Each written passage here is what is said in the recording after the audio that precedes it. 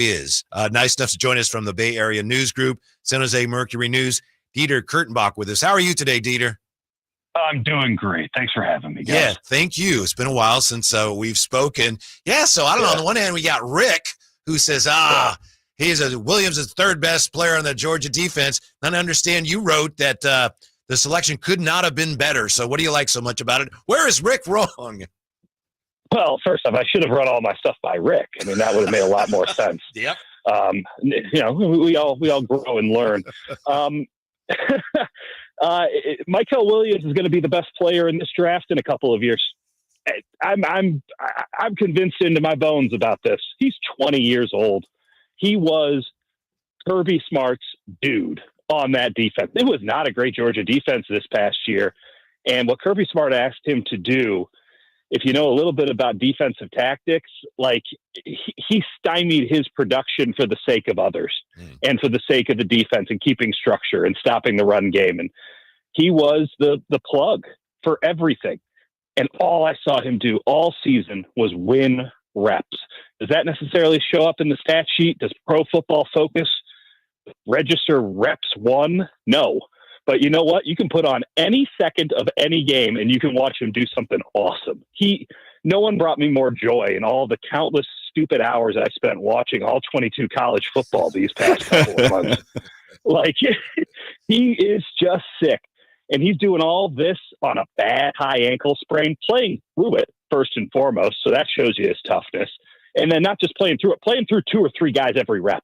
One of the axioms I truly believe in football is that I don't have to tell you who's good. The other team will tell you who's good. And every other opposing team that went against Georgia, every offensive coordinator was petrified of Mykel. For him to go at 11, I would have taken him over Travis Hunter. I would have taken him over. I would have taken him over everybody. I'm all the way in. I will be proven correct in the years to come. And y'all got to remember where you heard it first. And Dieter, one of the things there, Robert Saleh coming back, he's in the Y9. He's bringing it back, and they hadn't like it left that much. But Mykel really hasn't been in that spot in college. I know you speaking highly of Mr. Williams. What's your thoughts on him playing in the Y9, a spot that he really hasn't done much in college? He's playing the 5 technique, and they were playing him at 4-eye at Georgia. He's going to get more opportunities to rush the passer, but he's got to play 5 technique. And this is one of my big pet peeves with the sport of football these days, and particularly with draft analysis. They call these guys edge. It's not a position. Edge is not a position. That's just a dude who doesn't know how to do anything but run at a quarterback. Do you play defensive end, or are you an outside pass rushing linebacker? Mykel Williams is an actual defensive end because I watch him set edges. I watch him participate in the run game. I watch him take on double teams. I watch him actually do all the things that you want a defensive end to do. All these other guys, he had 13 sacks. Yeah, and then they ran right at him for the other 12 plays on the drive. Like, it is on the highlight films seem to shape this discourse. Everyone looks good on the YouTube highlight film. But watching all 22 games, watch what the offensive coordinators do. And I'm not trying to talk down to people. I swear you shouldn't do this. This is a waste of time. My relationship with my wife is strained. I barely know my children right now. But like, Mykel Williams plays defensive end. You know what the 49ers really needed outside of Nick Bosa? A defensive end. I've had Nick Bosa off to the side in the 49ers locker room countless times, and he's just been complaining to me, a random man, that he doesn't have anyone on the opposite side to set an edge. You know what they got yesterday? Someone who can set an edge. And, on top of that, when he gets that swim move, he gets that shot move, because he has a pretty good pass rushing bag, in my opinion, right now.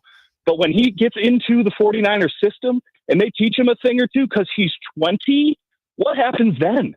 Now you can actually throw him out at the 9 when Nick needs a breather. Mm-hmm. Now you can put him at 7 and maybe split him out a little bit more if you like your linebackers behind. But you need someone to play 5 technique yesterday and the year before that and the year before that. And they finally got a guy who at the college level actually played 5 technique. It's a rarity. And I hate this edge rusher nonsense. Give me a defensive end. Mykel Williams is a defensive end. Dieter Kurtenbach with us. Dieter, as a friend, first of all, before we get any further, I got to tell you, you are exhibiting some symptoms of TMA, TTS, which is too much all 22 syndrome. And so You might want to get that checked. I'm gone. It's not too much. I'm drowning. All I think about is Nick Emonwari floating around in the defensive backfield these days. I'm gone. You can't save me. There are no pills. There are no treatments. Okay. Well, I guess we'll have to manage it going forward then. That's the best we can do. Some fans they hear about this Mykel Williams. He had a bad ankle. He's hurt. Is this guy hurt? What's the level of concern fans should have about the fact that he was injured last year?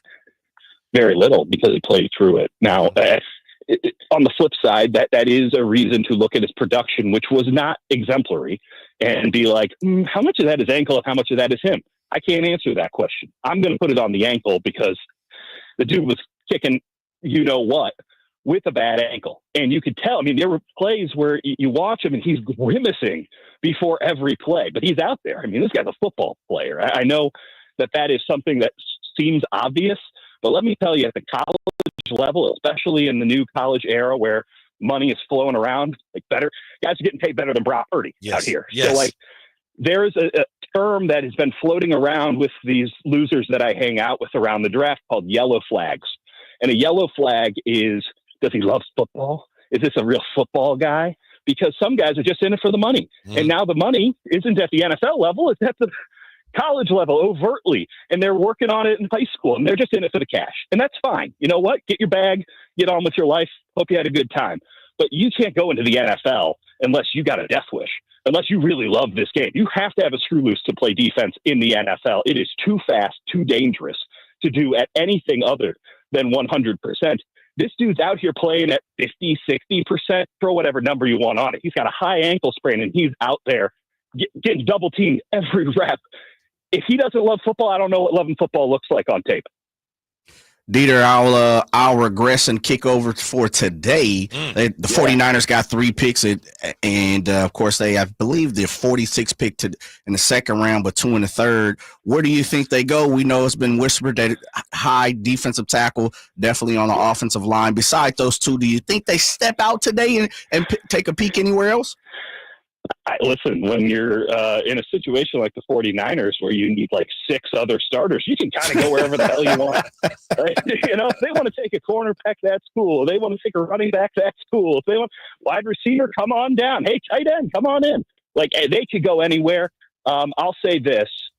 Because the Giants decided to do some Joe Shane nonsense yesterday, I think that there's a pretty clear talent drop-off at the maybe halfway through, or maybe even a little bit. I was thinking between picks 40 and 45, there was going to be a clear line of demarcation for talent, right? You were going to get those fringe first round guys. They kind of stopped between 40 and 45. That's probably around 50 or 55 now, because Jackson Dart, I do not think highly of, is somehow the first round quarterback. And James Pierce, who had, talking about red flags. I don't want to speak on it. I'll get anybody sued here, but oh boy, good luck to the Atlanta Falcons with that one. He's in the first round. Some teams did some stuff that really helped the 49ers. I think they're going to be sitting pretty, just like they were sitting pretty at 11. Mykel Williams should not have fallen to the 49ers at 11. You can disagree with me being as high as I am on them. That's fine. Legitimately, I'm on an island. I'll wear it. But the Saints taking Kelvin Banks at 9 and not taking Mike, what are you doing? What are you doing? He shouldn't have been there for the 49ers, which is why they made the pick almost instantaneously. So I think they're going to be in a very similar situation at 43. 2 names to keep an eye on that I know they're very interested in. I don't think Luther Burden, the wide receiver from Missouri, is going to be there, but they would sure love it if he was. They're not going to trade up to get him, I don't think. I haven't heard anything like that. Another name to keep an eye on is Trey Amos, the cornerback out of Mississippi. He is clean. He is. If you all like Renardo Green last year, I just got another one for you. And now you're covered. You're never going to think about your cornerbacks again. At 43, that would be a coup, because I have him as a first-round talent. But the Niners are sitting pretty well, man, and they have to be, because if they don't nail all of their first 5 picks with starters, good luck to them in the NFC West, because I love what Arizona's doing. We know what the Rams are about, and I don't know what the heck's going on in Seattle, but they're going to do something weird, so we'll see when it comes. All right, Dieter Kurtenbach, we appreciate your time very much, especially on a Friday, especially in the middle of the draft. So thank you. Enjoy the draft and the weekend. We hope to talk to you again soon. Glad to preach the gospel of Mykel Williams, guys. Thanks for having me. Yeah.